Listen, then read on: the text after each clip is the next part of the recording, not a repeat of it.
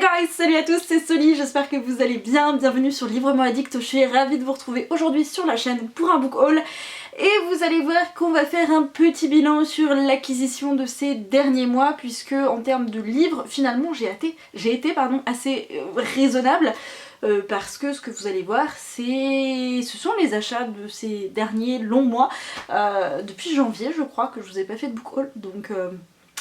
Ouais, ça commence à faire. On débute avec une suite de sagas, La Guilde des Ombres d'Anatrice. C'est paru en grand format chez Plume Blanche et en format poche chez J'ai lu. J'ai acheté du coup le tome 1 partie 2 et le tome 2 partie 1 puisque vous savez qu'à la base c'est une trilogie et chaque tome est séparé en deux parties, voilà tout simplement, je vais réussir à trouver mes mots. C'est une saga que j'adore avec des personnages qui sont incroyables, qui évoluent très bien, qui sont très intéressants, c'est extrêmement bien mené, avec un univers qui est incroyablement bien ficelé.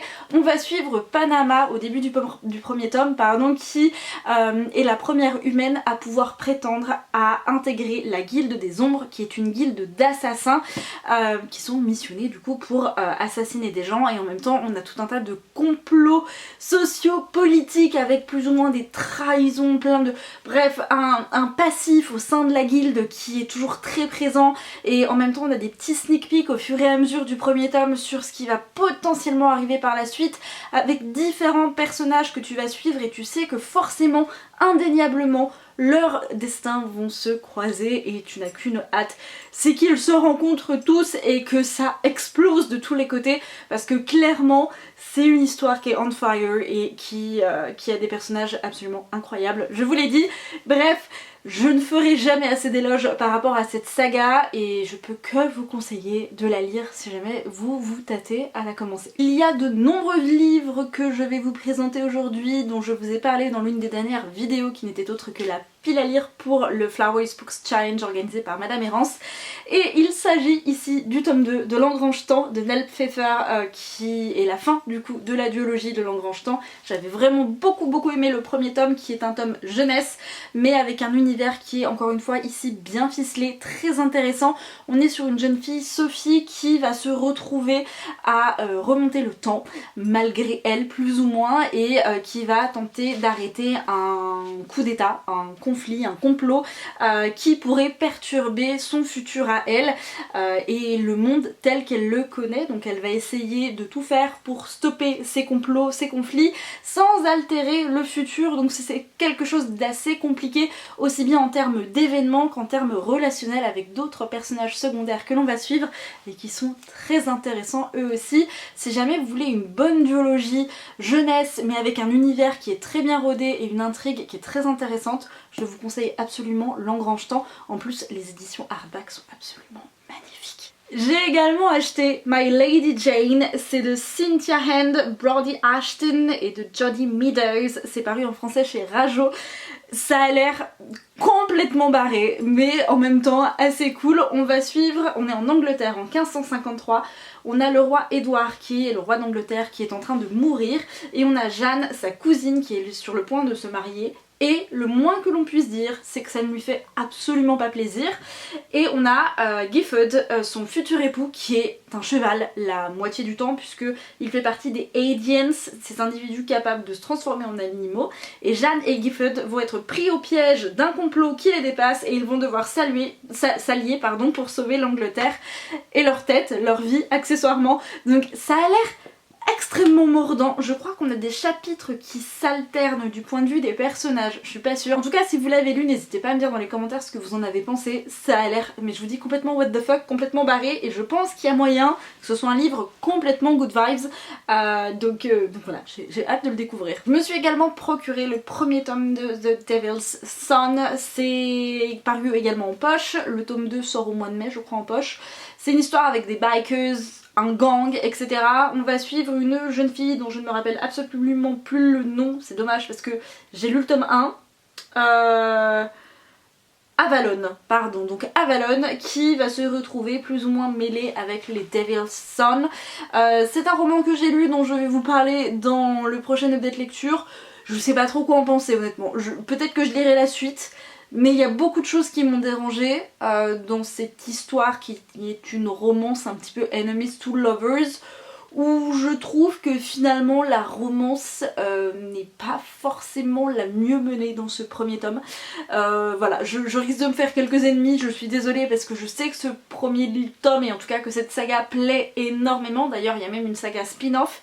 J'étais très intriguée et je sais pas jusqu'où l'autrice va nous emmener, donc j'attends de voir, je lirai peut-être le tome 2, mais c'est vrai qu'il y a quelques petites choses qui m'ont dérangée. Bref, je vous en reparle très prochainement sur la chaîne. En février, j'ai terminé la saga Les Cavaliers de l'Apocalypse de Laura Thalassa et il y a Le Roi de la Nuit de la même autrice qui est sorti dans la collection Lost Kingdom chez Bookmark Édition, vous savez dans les collections qu'ils sortent en librairie, et ça avait l'air plutôt cool, ça fait un moment qui me fait envie. Je sais pas trop quoi en penser parce que finalement les avis sont assez mitigés, mais je me suis dit c'est du Laura Thalassa, j'ai eu vraiment des gros coups de cœur pour sa série précédente. Pourquoi pas continuer sur une bonne voie avec celui-là. J'avais commencé à le lire, il me semble. Je m'étais arrêtée parce que panne de lecture à un moment donné et c'était peut-être pas le bon moment pour que je le sorte. En tout cas, ici dans cette histoire, on va suivre Calypso qui est une sirène avec un gros problème. Depuis 7 ans, elle cumule des dettes magiques sous la forme de perles noires serties en bracelet autour de son poignet. Autant de faveurs qu'elle doit encore rembourser. Alors le jour où Cali découvre que le roi de la nuit est dans sa chambre, un sourire aux lèvres et les yeux étincelants, elle sait que sa vie est sur le point de changer. Voilà, je ne vous en dis pas plus. On a déjà beaucoup parlé de cette saga sur les réseaux. Je ne sais pas si vous l'avez lu, si c'est le cas, dites-moi dans les commentaires ce que vous en avez pensé. Et puis bah ma foi, on verra ce que ça donnera. Peut-être que ce sera un gros coup de cœur comme Les Cavaliers de l'Apocalypse, ou peut-être que ce sera un flop total. On verra. La maison d'édition Bookmark, justement, avec qui je suis partenaire cette année, m'ont fait parvenir le tome 2 des Héritiers du Solstice de Marie F. Flory. C'est paru donc dans la collection onirique, j'allais dire chez Bookmark, mais oui forcément je viens de vous le dire. Et c'est une saga que je n'ai toujours pas commencé, donc ça va. Je suis pas trop à la bourre puisque le tome 2 sort maintenant. J'ai mis un petit peu de temps à le recevoir parce que la poste, vous-même vous connaissez, ça a l'air plutôt cool. De mémoire, dans le tome 1 on rencontre deux protagonistes qui sont des héritiers des saisons et en même temps l'incarnation des saisons. Donc on a l'été et on a l'hiver. Ils se sont rencontrés sous leur forme humaine sans connaître la véritable identité de l'autre. Ils tombent éperdument amoureux l'un de l'autre, sauf que comme l'un est la représentation de l'été et l'autre de l'hiver, quand ils sont sous leur forme d'héritier du solstice du coup, c'est plus compliqué et ils ne savent pas qui est qui. Donc à voir par la suite ce que ça va donner. Ça a l'air assez chouette, peut-être intense, on va voir ce que ça va donner. Mais en tout cas c'est typiquement le genre d'histoire qui me plaît énormément. Pareil, on en a beaucoup entendu parler avec la sortie du tome 1, notamment avec la beauté des couvertures. Mais finalement je n'ai pas vu trop de retours, donc dites-moi dans les commentaires si jamais il vous intéresse ou si jamais vous l'avez lu, et si c'est le cas, qu'est-ce que vous en avez pensé? Celui-ci aussi je vous l'ai présenté il y a pas longtemps, le premier tome d'Un destin de rage et de flamme, donc c'est le premier tome d'une trilogie signée K.A. Tucker, c'est paru chez EH dans la collection Romantasy. On va suivre Romeria qui est une voleuse experte très réputée à New York qui, lors d'une mission où elle est supposée dérober une pierre assez mystérieuse, se retrouve propulsée dans un univers où elle est une princesse qui doit épouser un homme qui s'appelle Zender et elle est accusée d'avoir assassiné ses parents. Donc on a un petit enemies to lovers jusqu'au jour où Zender a besoin d'elle pour déjouer un complot qui se trame contre lui et elle va saisir sa chance, l'aider et devoir prétendre qu'ils sont éperdument amoureux l'un de l'autre. Donc voilà, ça a l'air chouette, je sais que la trilogie fonctionne plutôt bien. À voir, il est dans ma palle pour le Flowers Books Challenge de Camille. Ça a l'air très cool, on va voir ce que ça va donner à la lecture. Mais j'ai bon espoir que ça soit un top. Vous avez également parlé du livre Le Chêne et la Foudre de Sam Agaili, c'est paru chez Addictesy.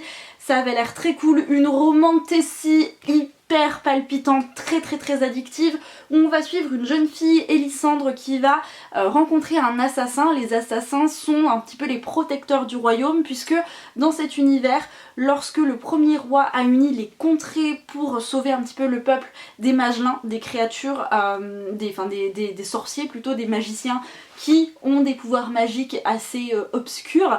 En fait ces magiciens vont envoyer des créatures dans les contrées et les assassins, qui sont des protecteurs du royaume, sont chargés d'assurer la protection des villageois, des habitants, en s'occupant d'assassiner, de tuer ces créatures qui sont envoyées par ces sorciers. Voilà. Et donc on va suivre Elisandre qui elle va rencontrer un homme qui est l'un des plus puissants assassins du royaume, qui s'appelle Cailen je crois, et elle va voir en lui une sorte de guide qui va lui permettre de quitter sa contrée natale. Lui, au fur et à mesure que leur lien va se tisser, va tout faire pour la considérer comme une enfant. Vous vous doutez bien que ça ne va pas forcément être le cas et qu'on risque d'avoir une romance entre les deux. Voilà, je m'arrête là pour le résumé. En tout cas il avait l'air très très chouette et celui-ci il me tarde vraiment de le découvrir. On poursuit dans la même lancée avec Le Chant des Voiles de Tiffs. Je ne vous en parle pas plus en détail, je vous montre juste la beauté de ce livre. Voilà, encore une fois parce que je vous l'ai montré dans l'une des dernières vidéos, je suis absolument trop fan de cet ouvrage qui est splendide. Donc le format hardback n'est plus possible, mais le format broché ne devrait pas tarder à paraître chez Plume Blanche. C'est une histoire qui a l'air absolument géniale. Il est question de piraterie, de voguer sur les océans, d'une jeune femme qui va tenter de s'émanciper petit à petit dans un univers où the patriarchy, je ne sais plus le mot en français, je pense que vous l'avez, voilà, est extrêmement présente. Et donc on va suivre cette jeune héroïne assez badass qui va tenter de se faire une place dans ce monde d'hommes. Je ne peux pas vous en dire plus parce que je n'ai pas du tout envie de lire le résumé. Et pareil, c'est un livre qu'il me tarde de découvrir pour le Flowers Book Challenge. J'avais également une romance polyamoureuse à vous présenter, ça s'appelle Poking Around. Je l'ai mis de côté parce que j'ai fait un énorme tri dans ma bibliothèque, j'ai enlevé plus de 60 livres. Il fait partie de ces livres que j'ai enlevés puisque c'est pas du tout le genre de thématique avec lequel je match. Voilà, j'étais très intéressée par la thématique du polyamour. J'ai pas trouvé que c'était forcément bien amené ici dans ce livre. Alors personnellement ça ne m'a pas plu. Ça veut pas dire que vous ça ne vous plaira pas si vous êtes intéressé par ce genre de romance. C'est une bricasse qui commençait plutôt bien avec une narration qui était assez fluide et j'ai vraiment beaucoup aimé le début puisque c'est la petite nouvelle qui sert de préquel finalement à l'histoire de manière générale. Et en fait on a une jeune femme qui devient la kiné d'une équipe de hockeyeurs et en fait le côté sportif qui sort un peu, vous savez, du campus traditionnel et des intrigues traditionnelles qu'on a maintenant avec les hockeyeurs, etc. J'aime beaucoup. Et c'est dans Insolent Bastard, il me semble que je dois l'avoir quelque part, enfin bref, c'est un bouquin que j'avais vraiment aimé parce que l'intrigue, la trame, le relationnel entre les personnages était bien amené et j'avais vraiment adoré ce côté médical et sportif qui était bien développé.